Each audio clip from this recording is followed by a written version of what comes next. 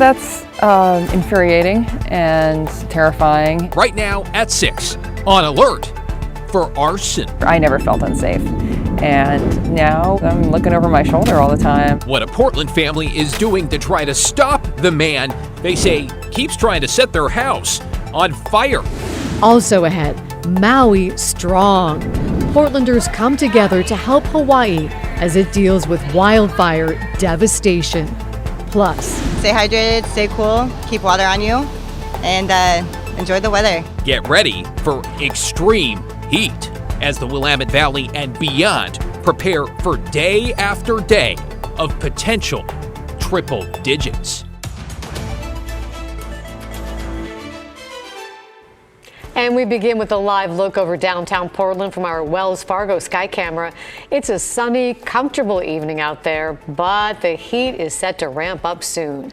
Thank you for joining us on this Friday evening. I'm Laurel Porter. And I'm David Molko. Starting on Sunday, we could see 5 straight days of 100-plus degree heat. Let's get right to team coverage now. Our Tim Gordon taking a look at how we are preparing for what experts are already calling dangerous conditions. And we begin with Daisy Caballero in the Weather Center and our latest forecast.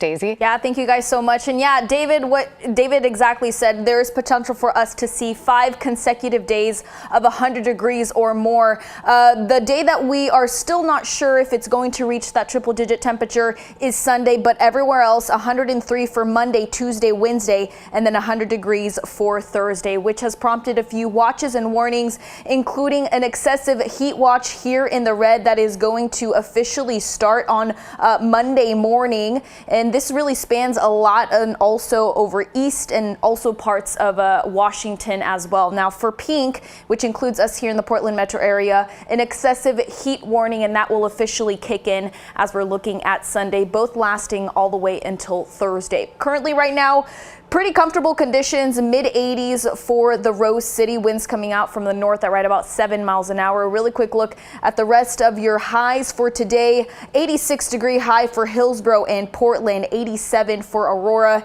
and seeing some warmer pockets, 96 degrees for Medford, but we'll talk more about what else you can expect alongside these warmer conditions coming up in my full forecast. Thank you, Daisy. And let's bring in Tim Gordon now in Southwest Portland, because Tim, the time to prepare is right now. It certainly is, and in fact, we're seeing those preparations underway right now, David. And already Multnomah County is getting much-needed cooling supplies to people who need help dealing with the heat. The heat really turns on the second half of the weekend, getting into danger territory.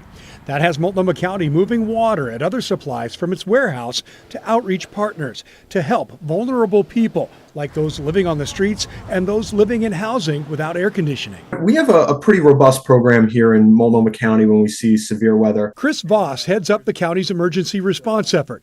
He says Thursday alone they got 18,000 bottles of water out, along with smaller amounts of refillable bottles, sunscreen, electrolyte packs, cooling towels, and misting bottles meant for those most at risk. But we can all stay safer by hydrating, not overdoing anything from exercise to alcohol, and wearing light clothing and hats to start. I think behavior is a lot of it, but avoiding outside the hottest part of the day, especially if you're going to not have much shade, I think that's number one on our list to really avoid some of those risks. Portland Parks and Rec says swimming pools are great, but not really for staying cool. You don't need to know how to swim to get wet, though, at any of the city's roughly 24 interactive fountains or splash pads. Park splash pad hours are extended this year, now going from 10 a.m. to 8 p.m. If you are getting on the river or other water, the Multnomah County Sheriff's Office says have fun, but be safe. If you're boating, follow the rules of the waterways. The Columbia River is up to 70 degrees now, but it can still be a shock to the system, and other rivers are much colder. They say anyone on or near the water should wear a life jacket. Many popular spots have loaners available. Back along the waterfront, the dog days of summer are here, and that's okay with this guy named Shadow and his human. Her advice: stay hydrated, stay cool, keep water on you, and just enjoy it. Enjoy the weather. Yeah, enjoying the weather today, but those temperatures, they're going to climb from here on out. So let's talk about cooling centers for a second. Multnomah County hasn't decided yet on opening those, but we can expect to hear more coming up this weekend. If it's a go, expect some cooling centers to open and also libraries to extend their hours to give people a place to go. We'll send it back to you. Yeah, staying safe, so important. Thank you, Tim. Stay with KGW for continuing coverage of the extreme heat throughout the weekend and into next week. You're going to find updated forecasts and advisories, as well as lists of cooling centers on KGW.com and on the KGW app. In your other headlines, fire crews say the next 36 hours will be crucial for fighting the Wiley Creek fire. That's in Lynn County. It's already burned 220 acres east of Sweet Home. There are level 1 and level 2 evacuation orders in the area, and the fire is only 5% contained. And firefighters say it's imperative they make progress before the heat wave arrives. Nurses with Providence Portland and Providence Seaside have reached a tentative deal on a new contract. Roughly 1,800 nurses held a 5-day strike back in June. The Oregon Nurses Association says this new 2-year contract will improve patient care and safety, address an ongoing staffing crisis, and provide significant wage increases for all. Union members are set to meet next week to discuss before a vote. A Portland City employee suffered a traumatic injury today while working at the City Fleet Services maintenance shop. Officials say a long wrecking bar impaled the worker. They were walked on a gurney to the hospital because it wasn't possible to fit them in an ambulance.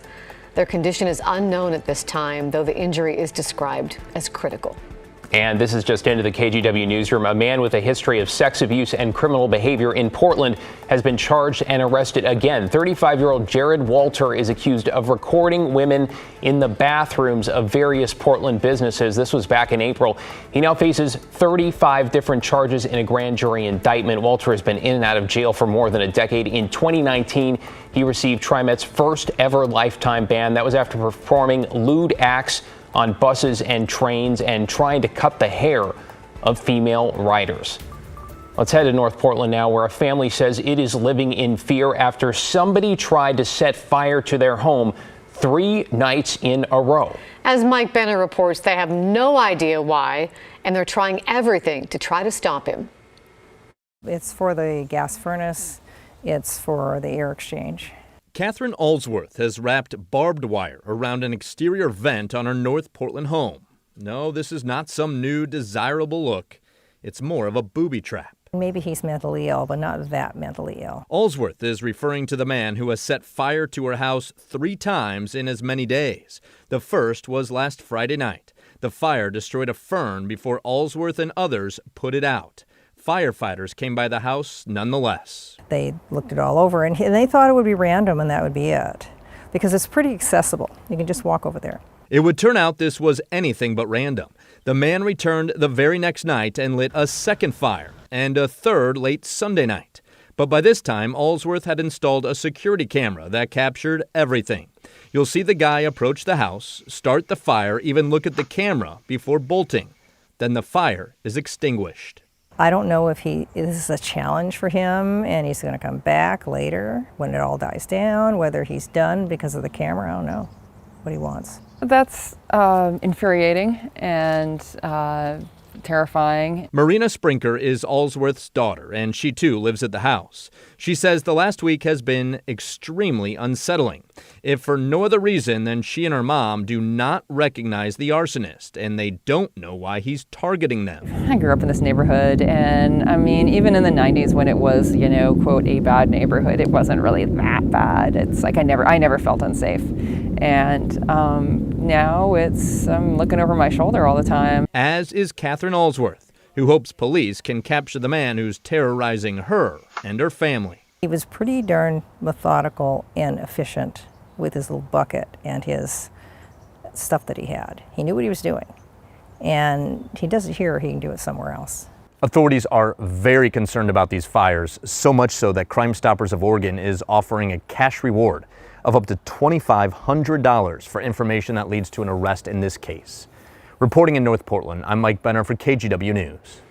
Blair Best joins us now, coming up at 6:30 on The Story, a progress report on Portland's daytime camping ban. Blair, I think it's been about a month now. The question, has anything really changed? Right, so there are still tons of tents scattered throughout Portland, and that's because the city is not enforcing the ban just yet. They are taking this summer to teach those who are homeless about it before they start enforcing it in the fall. So we hit the streets to see what that education piece looks like. We talked with homeless people and day centers in downtown Portland to serve them.